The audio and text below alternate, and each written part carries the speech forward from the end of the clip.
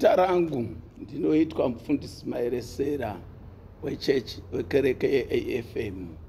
Nhasi ndauyawo kwamuri hama dzangu Zimbabwe. Ndine shoko raMwari randinoda tigoverane. Ndine inzwi raMwari randiri kutora kubhuku raMatthew chapter 12 verse 20. Ndichaverenga. Rutsanga rwakapwanyika haanga ruvhuni, nomwenje unopwititika haangaudzimi, kusvikira achituma kutonga kuti kukunde. Tinotenda tanzwa shoko raMwari. Ndabva ndangoisa musoro weshoko ipapo hama dzangu, unotaura kuti rutsanga rwakakuzvuka. Vanamai nana baba, nhoroondo iri pano iri kutaura kana mukavhura kubhuku raIsaiah 42 verse 3 pamusoro pekuuya kwaJesu Kristu. Isaiah achitiprofita unoti ari kuuya kwamuri, muri tsanga, ndochimiro chamuri kududzirwa nekutsanangurwa muri. Uri kutaura ndiye wakasika achisa manzwi kumuprofita kuti ndatarira vanhu vangu itsanga. Jesu asati auya, pane zvaonekwa nedenga. Panapa denga raona kuti zviri pasi pandakaisa vanhu apa, pasi pane vanhu vari kuchema. Pasi apa paita vanhu vakuvara nekenza. Pasi apa paita vanhu vari kutsvanyirirana. Denga rinotarira, robva rati ndakutuma. Ari kuenda kunodzora zviri pasi apa zvisaite chimiro chatiri kuona. Vanamai nana baba, regai tibatsirane. Vamwe atibve kumusha tingasaziva tsanga. Tsanga rakaita unge chimuti kana chisora chinomera murwizi. Mwari vakatiita kuti pachinomera pese panopfuura nemvura. Ruzhinji munzizi hombe unoona paine tsanga kurudyi nekuruboshwe. Tsanga ine humwe hunhu hwokusikwa nayo huri mairi. Wandinotenda hunodzadzisa shoko raMwari riri kuna Muparidzi chapter 3 pavhesi 10. Runotaura pamusoro pekuti chinhu chese chakagadzirwa naMwari panguva yacho chaine kubwinya, chine mavambo nemagumo. Tsanga inonyatsozadzisa chirevo ichi. Iri murwizimo, tsanga iri nyore kuvhunwa asi haityoki. Tsanga iri nyore kuradzikwa asi haidzuriki. Tsanga iri nyore kutsikirirwa asi tsanga haifi nekuti yakatsikirirwa. Zviri mutsanga pakugadzirisika kwayo, macharacteristics, inongomirira musi uchasundwa danda. Tsanga dzagara padzakaiswa dzine mwaka wekuti kana uri mwaka wemvura, mvura inotuta matanda kumusoro, ouya otsikirira tsanga. Tsanga inokuzvuka yorara. Mvura imwe chete yakaitsikirisa inonaya neimwe season, youya yopusha danda rokuenda pamberi. Tsanga yanga yakatsikirirwa inobva yasimuka, yakakuzvuka kudaro, asi inoramba ine upenyu. Denga riri kuti ndatuma mwanakomana kuuya kwamuri muri Tsanga, ndinoziva pandakakuisai kune matanda akakutsikirirai, makakuzurwa nezvakakuirai, kumadzinza kwamuri kubva. Ndakakuisai ikoko ndichiziva kuti kune vakaita ngozi, ndakakuisai ikoko ndichiziva kuti kune varoi, ndakakuisai ikoko ndichiziva kuti kune n'anga. Asi ndini Jehovha, ndauya kuzokudzikinurai. Ndatuma mwanakomana kuti hakuna tsanga icharamba yakadaro. Kana iye achinge asvika, achasvika achisimudza tsanga yose yakakuvara, anobva ataura pamberi pacho. Vanoti ari kuuya with a gentle hand, achauya neruoko rusingapwanyi, achagona kubata zvakanaka vanenge vakasungikana, achatora nherera achidziisa pedyo, achatora shirikadza achidzitora sevakadzi vane varume. Anobva azviti, kana ndauya uri shirikadza, ndini ndamurume wako. Kana ndauya uri nherera, ndini ndababa vako. Kana ndauya usina mari, ndinokuitira zvandakaitira vamwe. Kuti vaine zvingwa zviviri ndakazvivandudza zvikapinda muma-thousands.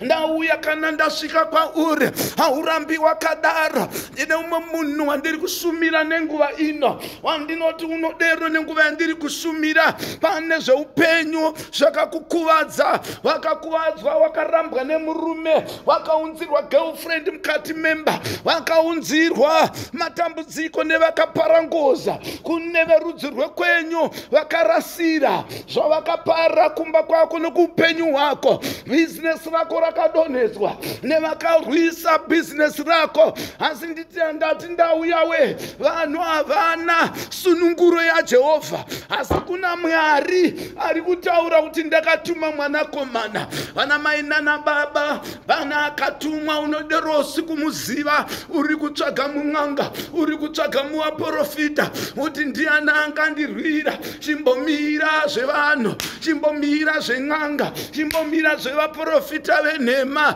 Ndati ariko iyeye mumwe chete, kusvondo kwandinopinda ndinomuimba ndichiti mumwe ariko kumusoro kudenga. Iyeye anokuda, he loves you, anokuda zvauri izvozvo. Hanei nekuti wakarambwa, hanei nekuti hauna mari, hanei nekuti wakavengwa, anokuda wakadaro. Imbotenderanawo naye. Iyeye akati kana shoko iri rabuda parakanyorwa mubhaibheri, rikaparidzwa zvandiri kuita izva, rikapinda munzeve dzako, iwewe ukaritora, rinonoita zvarafambira. Nhasi uno ndireka ndikuvimbise kuti ndine shoko rine simba, rinoita divide, zvinonzi zvakaoma, rinodambura, rinopinda nemumongo. Wadi wamboritendera nhasi raJesu iri, kuti Jesu wakawinzirwa ini kutumwa here kubva kudenga kuneni, ndisina bhutsu dzakanaka,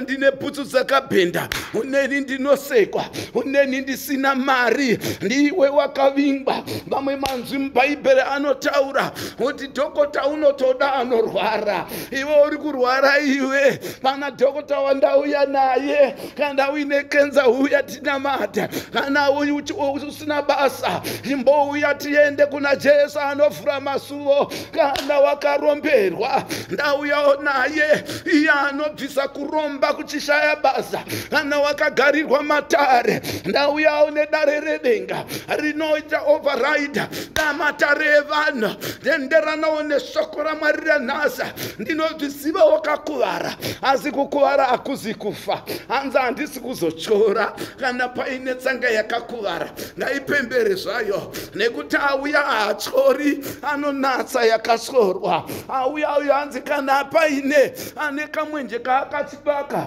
kachibaka zvishomanana, uya auya achidzima mwenje, asi anouya achiwedzera kuti mwenje ubake zvakanaka, wanga usingachaonekeri. Asi nhasi ndauya naye, akafamba naIsraeri wandamboshumbira. akataurira kuti akafamba ari chiedza panguva yedima.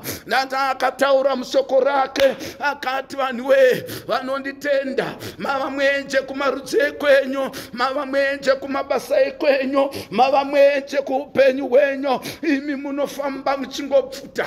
Tarirai hama dzangu, Mozisi wakakwira mugomo neimwe nguva asina chinobaka paari, bata anosangana nemusharukwa odzoka achiburuka kuvana. Mesava akatadza nekumuona nekuti kubwinya kwaMwari kwanga kuri pamusoro pake. Ndiri kutaridzira kuno umwe munhu wandiri kukuvimbisa kuti kukuzvuka hakutauri wakuzotyoka. Kubaka kamwenje katete hazvitauri wakudzima. Kamwenje kako akana kudzima, kakakamirira zuva ranhasa, kakakamirira meseji iya kuti ungozvinzwa kuti umwe ariko ari kuda kundipfutidza, ari kuda kufuridzira kuti nditange kubaka zvakanaka. Wadii wagamuchira Jesu, wamugamuchira akubakise zviri nani.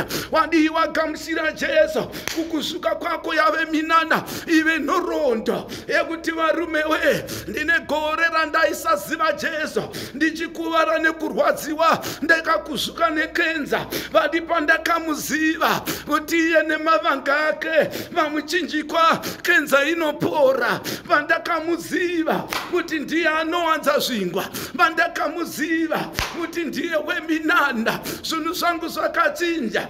Ari kuda vanhu vana baba nana mai zvaakataura kuvadzidza, akati varume ndakuenda, asi ndiri kuda varume nevakadzi vachandipupurira muSamaria, vachandipupurira muJerusarema, vachandipupurira muFilippines, vachandipupurira muTesaronika. Wadiko wapupurira Jesu muZimbabwe, wapupura kwaMurewa, wapupura uri kuBhoera, kuti Bhoera nezvairi yabuditsawo profesa. Bhoera nezvairi ine vana baba nana mai vari kukwira ndege. Nezvairi Bhoera iwe waimboenda netsoka uchifamba nemanyatera, wapindawo mairi nefortuna. Kuna Jesu anopa zvaakamborambidzwa, anovhura masuo akavharwa. Wadiko wamboteerera wagamuchira iyo imharidzo yanhasi iyoyi. Pane zvimwe zvinhu zviri kudikwa naMwari. Kunewo uri kundinzwa ndichishumira kuti haurambe uri tsanga yakakuzvuka,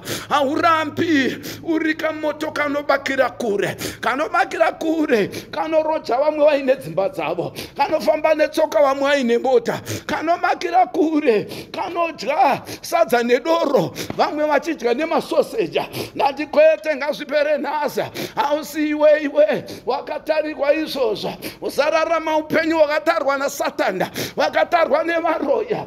Iwe ndiwo unofana kuzopembera uchiti varoyi, uroyi hwenyu huripi? Zvinotaurwa nesoko raMwari kuti nhaiwe rufu iwe, umboriro hwako huripiko? Rufu parwakakundwa mukuva, Jesu paakaramba kuodzwa nehonye, iwe wakanzi tamuka pamwe newe.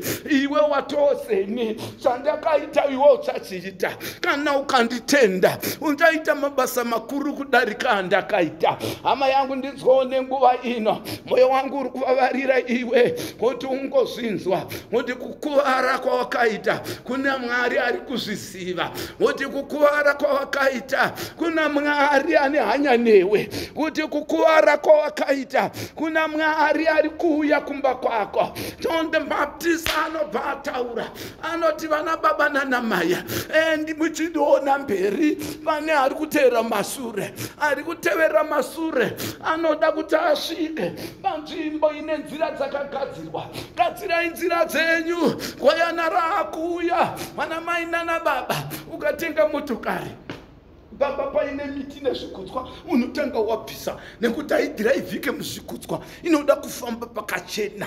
Ndino mumwe ari kundinzwa here, ndati ndauya naye Kristo, ndauya naye kumba kwenyu, denga rakutodona, iwe vana vakutodzoka kumba kushaya mari yeschool fees.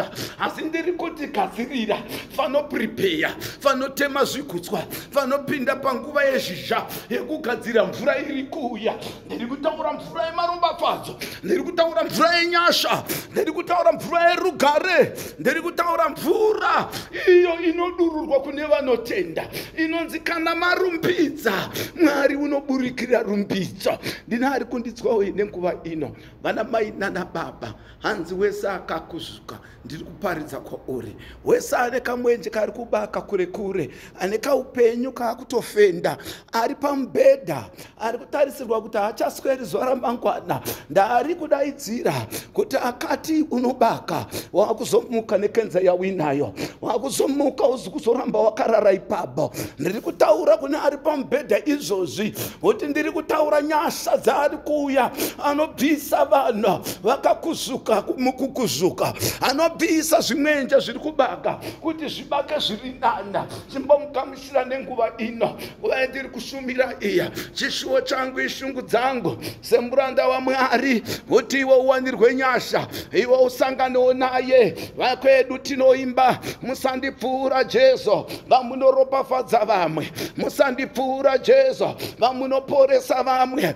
musandipfuura Jesu vamunorwira vamwe, musandipfuura Jesu vamunokundisa vamwe. Ndiri kutaura iwe, ndiri kutoimbira iwe, ndibvumire uri pauri, undichokwadi. Mushumira ataura kuti musapfuurawo imba yangu, musapfuurawo vana vangu. Ndinozvidawo zvamakapa Abrahama, mukamupa mwana nguva yapfuura. Ndinozvidawo zvamakapa Hana, mukamupa mwana nguva yapfuura. Ndinozvidawo zvamakapa Elijah, mukamupa munana unobva denga. Ndinozvidawo zvamakapa Esa, akapinda muroyal family. Ndinozvidawo zvaiye yari kuuya kuzorangarira vakakuzvuka. Ndinokutendai hama dzangu, ndinotenda tabatsirikana nekuda kwesoko rekuti kuna akauya iyeye haadzokeri kusvikira wawana kudzikinurwa, wawana justice. Akauya kuti uwane justice. Wadiwa gamuchira Jesu nenguva ino, nekuti anofamba na John 3:16, whoever, anyone achamutenda, iye achaona upenyu hwake wakazara. Chakakamuka mupenyu hwako chinozara. Mazvita hama dzangu, vari vakuitirei zvakanaka muzita raJesu. Amen.